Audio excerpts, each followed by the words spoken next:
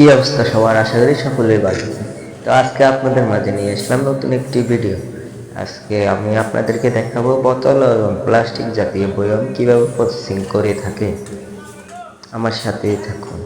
আপনার যে মেশিনটি সামনে দেখতে পাচ্ছেন, এই মেশিনগুলো অটোমেটিক চাইনিজ মেশিন। ওগুলো চায়না থেকে ইম্পোর্ট করে আনা হয়। সামনের ভিডিওগুলোতে আমি বিস্তারিত তুলে ধরবো, বিস্তারিত কিভাবে এগুলা প্রসেসিং হয়, আবার কোন থেকে এগুলা আসে, আর কিভাবে এগুলা তৈরি করা হয়। সামনের ভিডিওগুলোতে আমি বিস্তারিত আপনাদেরকে জানাবো।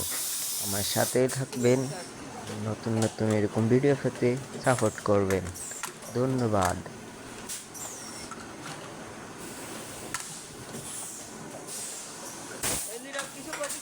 আর একটি প্রশ্ন আপনাদের মনে থাকতে পারে, এগুলোতে কি নেওয়া হয়? এগুলোতে নানান ধরনের ড্রাই ফ্রুট, মধু, ঘি, এগুলা যার যেরকম চাহিদা অনুযায়ী মালামাল ঢুকানো হয়ে থাকে। আর যাদের এই মালামাল গুলো লাগবে তারা আমার কমেন্ট বক্সে অবশ্যই জানাবেন।